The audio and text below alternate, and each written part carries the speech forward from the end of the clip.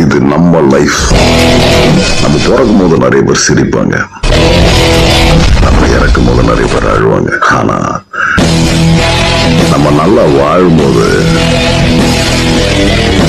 நிறைய பேர் காண்டாவானுங்க.